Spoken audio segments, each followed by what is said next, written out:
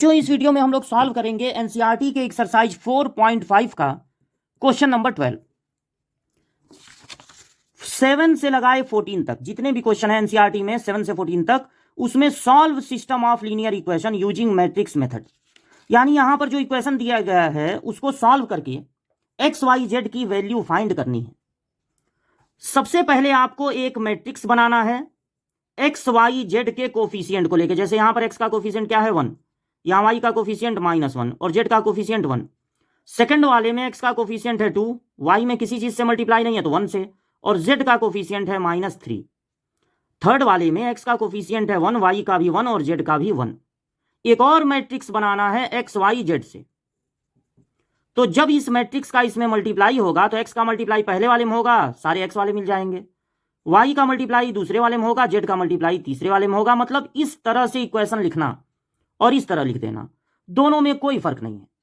एक और मैट्रिक्स हम लोग बनाएंगे जो इक्वल टू के बाद नंबर हैं 4, 0 और 2, उनको लेके इस मैट्रिक्स को हम रिप्रेजेंट करेंगे ए से, इसको एक्स से और इसको बी से।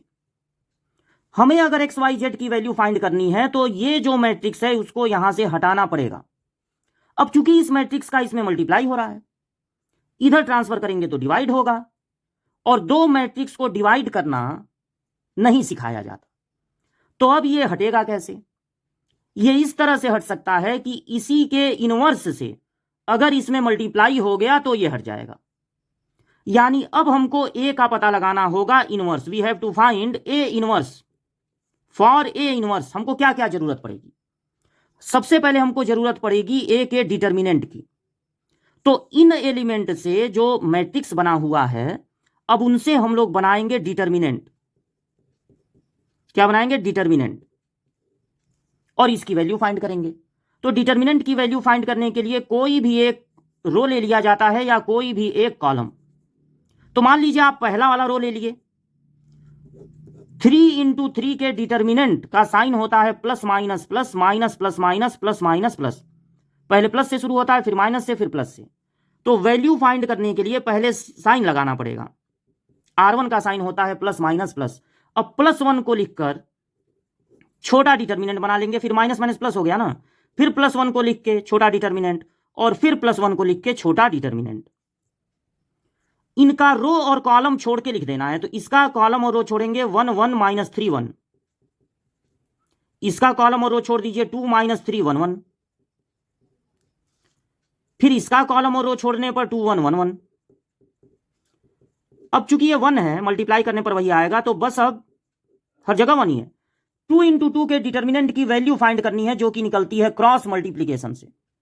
पहले इनका मल्टीप्लाई होगा 1, फिर अपने तरफ से माइनस लगा देंगे, इनका मल्टीप्लाई -3। 2 1 जा 2, फिर अपने तरफ से माइनस, इनका मल्टीप्लाई -3 होगा तो माइनस माइनस मिलके हो जाएगा प्लस। इनका मल्टीप्लाई 2, फिर अपने तरफ से माइनस, इनका मल्टीप्लाई 1। तो यह आ गया 4 5 और 1 यानी 10। 0 नहीं आना चाहिए और आएगा भी नहीं। जब भी आपको एग्जाम में कुछ इक्वेशन दिए जाएंगे और बोला जाएगा उनको सॉल्व करो मैट्रिक्स मेथड से, तो ऐसे ही क्वेश्चन आपको दिए जाएंगे कि डिटर्मिनेंट की वैल्यू कभी 0 नहीं आएगी। अगर आ गई तो फिर ये सॉल्व नहीं हो पाएंगे। इसलिए 100% ये है कि ये एक नॉन जीरो नंबर ही होगा। क्या फाइंड करना चाहते हैं आप? A inverse. उसके लिए सबसे पहले क्या निकालना था? ए के डिटर्मिनेंट की वैल्यू। और अब आपको किस चीज की जरूरत पड़ेगी? अब आपको जरूरत पड़ेगी एडजॉइंट ए की। अब जरूरत है एडजॉइंट ए। तो देखिए, एडजॉइंट ए के लिए आपको चाहिए कोफैक्टर्स। ये जितने भी एलिमेंट यहां पर हैं 9 एलिमेंट, सबका चाहिए कोफैक्टर। तो कोफैक्टर लिखना सीख लीजिए। इस पोजीशन को कहते हैं 1 1, इसके कोफैक्टर को कहेंगे A11। फिर यहां पर होता है 1 2, कोफैक्टर को कहेंगे A12 और ये होता है 1 3। सब में पहला रो होता है और कॉलम 1 2 3। सबसे पहले साइन लगाना है तो R1 का साइन होता है प्लस माइनस प्लस। कोफैक्टर लिखने के लिए सबसे पहले क्या लगाना पड़ेगा? साइन। फिर आप यहां पर बना लीजिए छोटा छोटा डिटर्मिनेंट। कोफैक्टर लिखने के लिए साइन लगाना पड़ता है, फिर इनका कॉलम और रो छोड़ के जो बचेगा वो लिखना होगा। तो इसका कॉलम और रो छोड़ेंगे, बचेगा 1 1 -3 1। इसका कॉलम और रो 2 1 -3 1। फिर इसका कॉलम और रो 2 1 1 1। अब 2 इंटू 2 के डिटर्मिनेंट की वैल्यू निकलती है क्रॉस मल्टीप्लाई से, तो इनका मल्टीप्लाई 1, फिर अपने तरफ से माइनस लगा देंगे, इनका मल्टीप्लाई -3, माइनस माइनस हो जाएगा प्लस, माइनस है ना बाहर तो इसलिए एक ब्रैकेट लगा लीजिए। अब 2 1 जा 2 हो गया, फिर अपने तरफ से माइनस लगा दिए, इनका मल्टीप्लाई होगा -3, तो माइनस माइनस मिलके हो जाएगा प्लस, प्लस है तो ब्रैकेट मत लगाइए। इनका मल्टीप्लाई 2, फिर माइनस इनका मल्टीप्लाई 1, तो यहां पर क्या आ गया -5 और यहां पर क्या आ गया 1। R1 का पहले रो का कोफैक्टर हम लोगों ने लिख लिया। अब दूसरे वाले रो को क्या कहते हैं, 2 1 2 2 और 2 3, और जो कोफैक्टर है उसको कैपिटल ए या कैपिटल सी से आप डिनोट कर सकते हैं। R2 का साइन माइनस से शुरू होता है, माइनस प्लस माइनस, छोटा छोटा डिटर्मिनेंट बना लिया जाए। अब इसका कॉलम और रो छोड़ेंगे, -1 1 1 1, -1 1 1 1, ये है ना 2 2 पोजीशन, इसका कॉलम और रो छोड़िए 1 1 1 1, ये है 2 3, इसका कॉलम और रो छोड़ दीजिए 1 -1 1 1, माइनस है तो ब्रैकेट लगा लीजिए, इनका मल्टीप्लाई -1, फिर अपने तरफ से माइनस लगा देंगे, इनका मल्टीप्लाई 1, तो -2 में माइनस का मल्टीप्लाई 2, इनका मल्टीप्लाई 1 माइनस इनका मल्टीप्लाई 1, तो आ गया 0, माइनस है तो ब्रैकेट लगा लिए, इनका मल्टीप्लाई 1, फिर अपने तरफ से माइनस, इनका मल्टीप्लाई -1 होगा तो माइनस माइनस हो जाएगा प्लस। अब ये जो R3 है उसको हम रिप्रेजेंट करते हैं 3 1 3 2 और 3 3 से। R3 का सिंबल साइन शुरू होता है प्लस से, प्लस माइनस प्लस, फिर छोटा छोटा डिटर्मिनेंट बना लेना है क्योंकि 2 इंटू 2 का डिटर्मिनेंट मिलेगा। 1 का कॉलम और रो छोड़ने पर मिलेगा -1 1 1 -3, -1 1 1 -3, इसका कॉलम और रो 1 1 2 -3,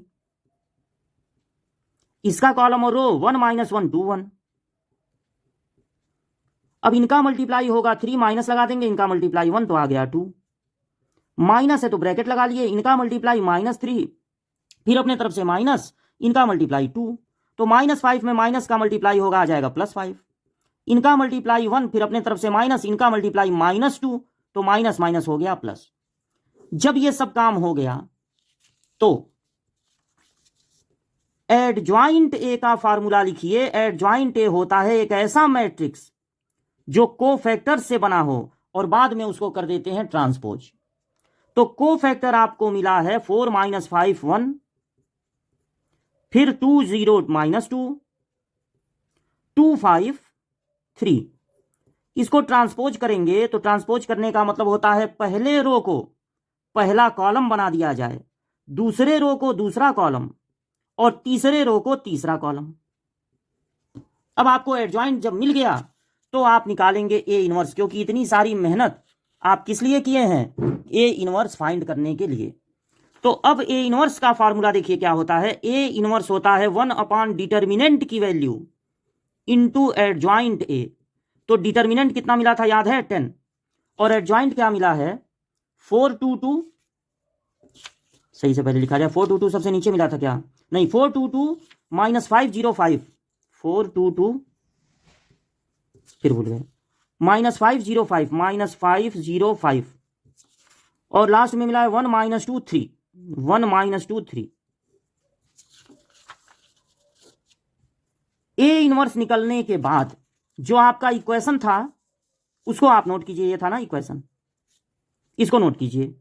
तो इक्वेशन था 1 -1 1 2 1 -3 1 1 1, इसमें मल्टीप्लाई XYZ का, इक्वल टू के बाद वाला भी बाद में नोट कीजिएगा।